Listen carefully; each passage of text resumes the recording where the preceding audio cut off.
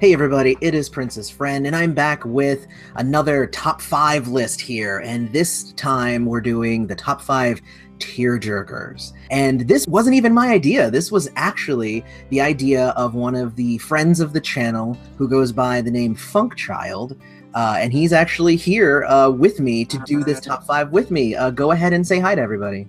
Hello guys, what's up? Now, I was kind of talking a bunch about how, like, my channel doesn't have a whole lot of, young people coming to the channel. And then I find out that just in response to that video, there were a lot of people who were like, hey, well, I'm 12 and I'm 14 and, and I'm like all these, I was like, I didn't realize that I had, all these like kids coming in and watching my channel, and Funk Child is actually 15. So it's one of those awesome things. Like, I feel like I've been there. So since this was your idea, Funk Child, what was your criteria when you were coming up with your list of tearjerkers? My criteria was basically, how he sings it. It's very important how the Prince sings these songs, because these songs, I think he sings it either in a higher register or more in a falsetto. My second choice is a very falsetto-y type song, if that's a word. No, it's not. Falsetto-y? I'm going to say yes. But my criteria was basically, how he makes me feel when, like, I don't cry, like all of it, like a tear will come down my face and I'll be like, this is amazing, man. I would just be like, and that's literally my reaction to these 5 songs I have right here. So, my criteria was actually pretty much the same, because this could have been a top 5 ballads or top 5 emotional songs, but like when you pitched top 5 tearjerkers, I was like, okay, let me see what Prince songs have literally made me cry. Right. And I was able to come up with 7. I was able to come up with 7 songs that, listening to them even today, if I put it on, it makes me cry. Even if it's just like, it made me really cry before, but now I just get a little misty. It was hard to kind of track them down, because I was like, was it this one? Nah, that one doesn't make me cry. But what about this one? Oh, yeah, that one does. Let's go ahead. I'll let you start it off. What was your number 5? My number 5 was Forever in My Life. Baby, if you do too, oh, forever, forever. Baby, I want you forever. I want to keep you for the rest of my life. All that's wrong in my world. Sign of the Times. Yeah, 87. So, this song, it makes me, I think it's like a honeymoon song, like you could, like, it's like a honeymoon song. It's a wedding song. This song will be played at my wedding if I ever do have a wife. But, it's just the way how he sings it. All of these, like I said before, are based on how he sings the song. And the lyrics are very emotional too. It's about him settling down, settling with one girl. And I feel like that's just beautiful. So it made me really, really cry the first time I heard it. And then I started listening to it. I searched up the lyrics because I put it on my wall. The lyrics for Forever in My Life. Forever, that part on my wall. Yeah. I put that on my wall. I think that's a great choice. And that's a great way to start off the list. It is a super emotional song. Whew, yeah, that is a good one. Yeah. That is a really good one. My number 5 is Let's Have a Baby. I can't wait no more. No. Let's have a baby.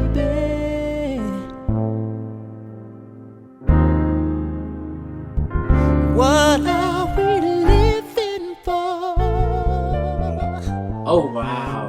That's from Emancipation. 1996. Yep. In 1996. And when I first listened to it, I was just like, oh, like, that's really sweet. It's a really sweet song about, like, we love each other. Let's not wait. Let's go ahead and have that baby. And, at first it wasn't a tearjerker. It was just a really sweet song. But then, of course, after you learned about all of the terrible things that happened with their child and all of that stuff, and that they lost their child, now when I listen to that song, it makes me cry. All of Prince's, like, hopes and dreams and, like, joy are in that song. Yeah. and it's like, not at the time, like at the time there wasn't any sadness in it, but now it's just like I feel his hope and his joy, but knowing that he never got to have that really makes me sad nowadays. Okay, great choice too, amazing choice. But that was not on my list. I should have put it on my list. Yeah, that was one of my favorite songs off Emancipation.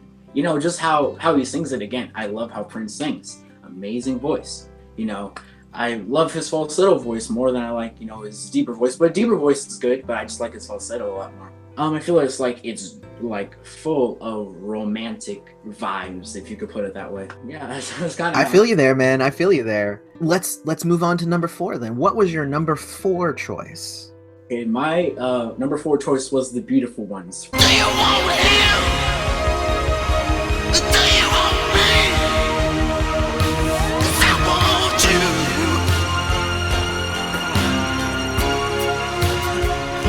Said I want you. Tell me, babe. Okay. Right, so you know, in the film, you know, he's on stage with the Revolution and he's pointing Savile, you're like, do you want him? Like that. And I was like, wow. Oh, that was something, man. So then when I bought the album, I had it on the CD, and I played it, and my mom loves that song, and I love it too. And she would play it over and over again. I'll be like, Mom, I'm crying. And she was like, oh, she gave me a hug. And she was like, I'm crying.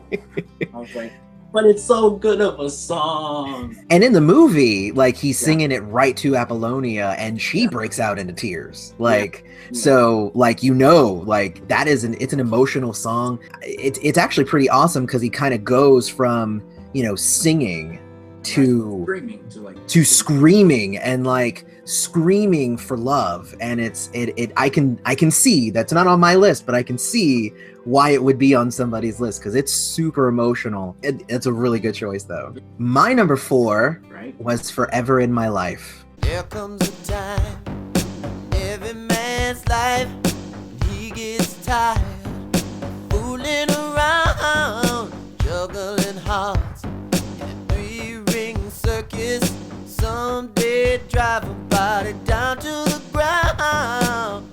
I never imagined. Oh wow! Yeah, Forever, because it is. It's exactly what you said. It's a super like hyper romantic song. It's about settling down. It's about finding the one. And I think in my album review for Sign of the Times, I had kind of played around like you can take this in the romantic way and say that it's to a woman, or you can say it is to God. Is what you said? Exactly. It's that he was saying, you know, I'm devoting my life to you, God. And I think taken in either context, it's actually just super sweet with the lyrics themselves, but it's not even the lyrics. It's what you said. It's the way he sings it. You can feel the love in his voice when he's singing that song. And there's a reason why it showed up on both our lists there. Yep. Such an amazing song. So should I go to number 3? My number 3 right here. Let's do number 3, man. Okay, my number 3 is Father's Song.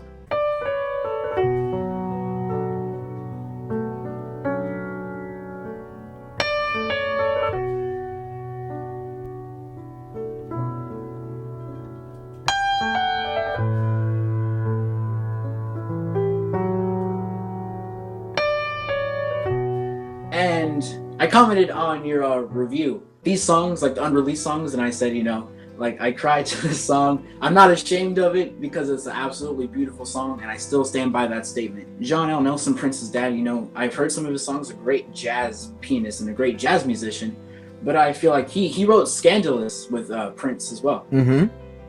So I feel like Prince's dad got it going on, man. I heard that Sharon is working on releasing some of his father's music soon, so that should be pretty cool whenever that comes out. Father's Song is one of those, whenever I listen to it, like it's already very melancholy, like it's super sad sounding already, but when it's linked to the movie, it just brings up thoughts of like suicide and depression, and it compacts itself and it just makes it even sadder. Yeah. So I can totally see that being a tearjerker. I can totally see that. And also I love Computer Blue, so all kind of works out there. Oh, true, because Father's Song is in Computer Blue as well. Yeah. So my number 3 is Planet Earth. With no good reason how it started or what they're fighting for. And if they're blessed to make it home, we'll still be poor. Pray for peace right now and forevermore. Wow. So My list too. We got so much better choices.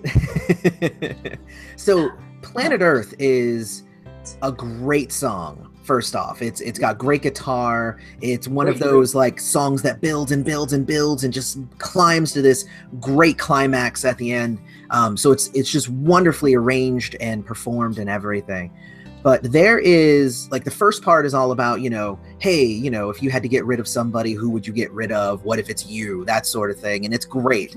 The third verse of the song, though, is the one that always gets me. And it's the one where he's singing about the soldiers coming home and whether they are still going to be poor because nobody's still taking care of them. That line, like, I'm already kind of just thinking about it. Like, it's kind of making me cry a little bit.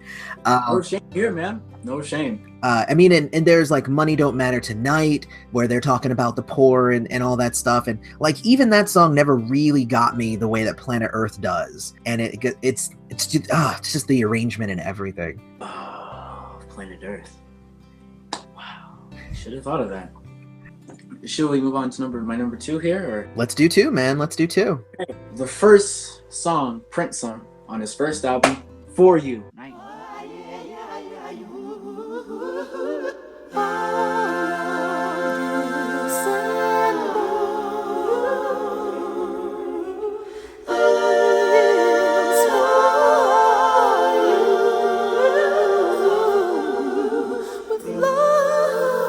The reason why I chose For You is because, again, he sings it beautifully. Oh my god.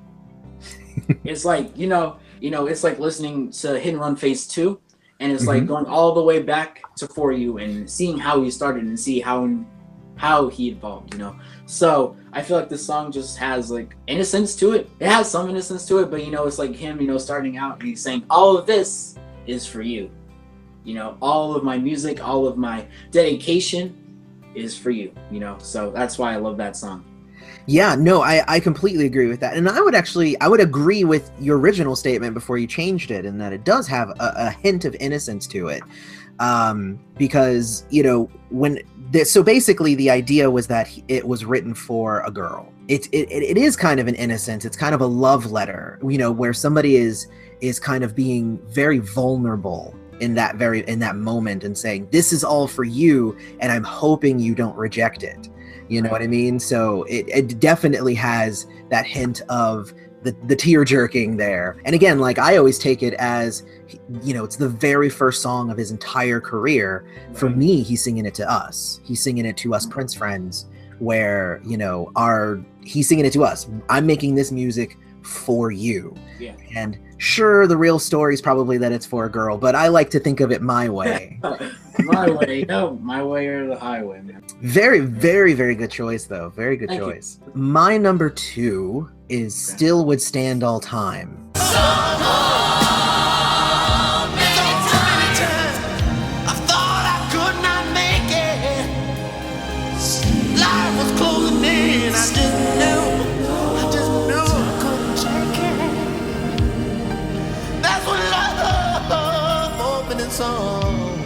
From Graffiti Bridge. Right, 1990. 1990. You got your years down, man. The crux of the entire song is that it's a song in response to a death. So right there, like, it's a kind of a song of mourning, but it's less of a song of mourning and more of a, we're going to hand everything over to God and God's going to take care of it. But when connected to a death, it's basically a song of mourning. And it's saying, like, she's coming to you, God, please take care of her. And also, by the way, take care of the rest of us as well, because we're hurting down here. But it's that last, it's the last part where he kind of gets like super gospely into it, and he starts kind of doing his runs. The choir's with him too. And the choir's there, exactly. And it just gets me like every time, especially since his death, because Graffiti Bridge was my very first album. This was a super emotional song already, and then now it's like it's hard for me to go back and listen to it because it seriously makes me cry. So I feel, you know, like people, like the people I talk to, sometimes they compare it to Purple Rain, but I don't feel like it's not very similar to Purple Rain. But the only similarity is that, you know, it was in a movie, you know, it was like the ballad, it was the finisher. Purple Rain, I feel, is more like a power ballad, you know. I feel like this one is more gospel-y, you know. And I would agree with that. I don't really see the similarities between the two songs either, except that they're both very emotional. But Purple Rain never made me cry, whereas Still Would Stand All Time, I'm like a fountain over here. Yeah, because I feel like Purple Rain was played too much, and you would hear it everywhere, and you would be like, you know, like, oh, okay, that's Purple Rain. Great guitar solo, but it just never... When I first heard it, it made me feel something, but like now it's just kind of... It's a good song, but you know, I just hear it all the time. I felt like Billy in the crowd while he was playing Purple Rain. It's just like, yeah, it's like, okay, cool, yeah. Just no crying or anything, but just like, yeah, I get it. I get what you're saying. You know, it's like if he would cry, he would cry, but in a cool way. All right, cool. Well, we're all the way up through number 2. Honorable mentions before we get to our number 1s. Okay, my first one is Purple Rain.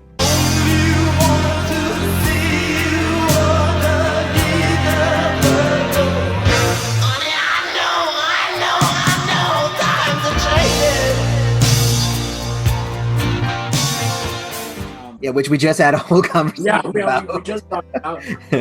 My second one is Nothing Compares to You. I go out every night, sleep all day, since you took your love away. Those are great notable mentions. My notable mention, Another Lonely Christmas.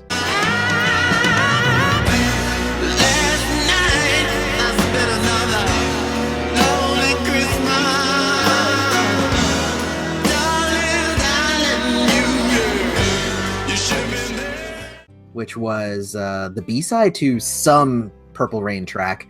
I think it was I Would Die For You or Baby I'm a Star or something. I think it was I Would Die For You, because I think I mentioned that in the review where I was just like, one is I Would Die For You and the other one is You're Dead. So it's like...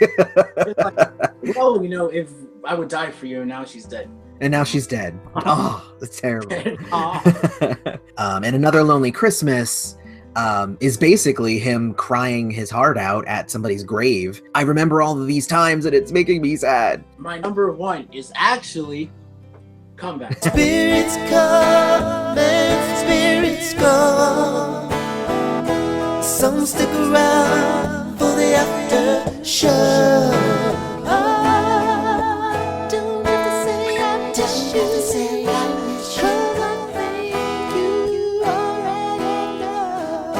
When I first heard this song, I didn't really know what it was about. You know, I didn't really pay attention to the lyrics. I love the guitar on it.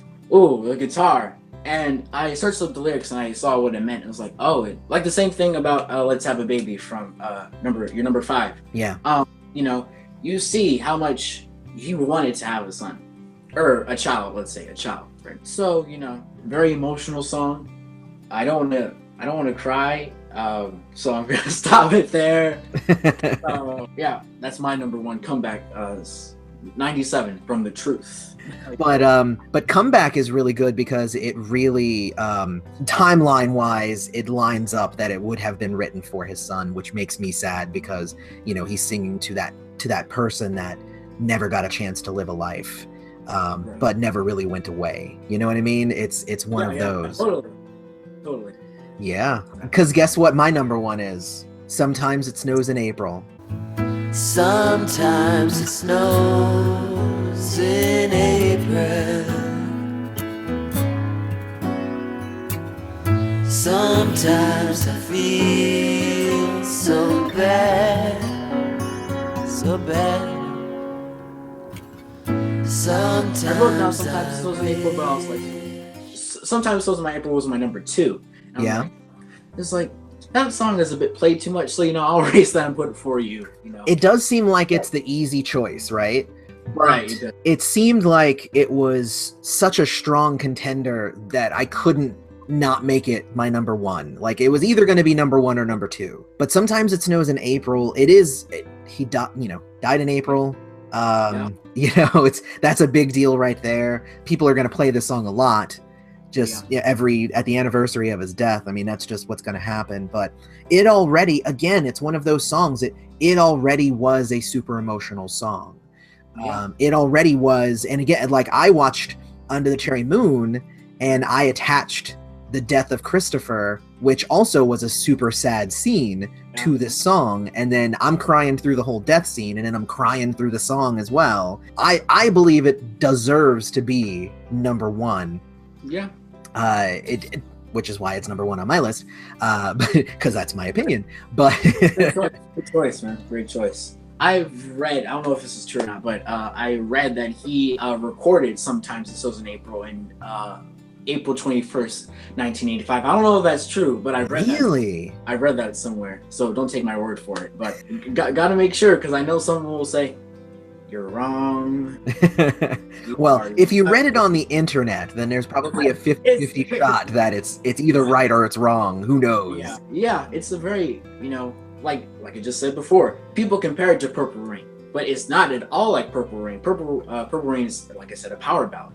Yeah. But Sometimes It Snows in April is a lot more mellow, a lot more calm. There isn't like a 80s guitar solo in it. I just feel like it's a lot more, I won't say simplistic, but I feel like it's more genuine to me. Well, I'd agree with simplistic, because it's basically an acoustic song. It's him and an acoustic guitar, and I think Lisa does a little bit of backing vocals, and then that's it. That's the whole song.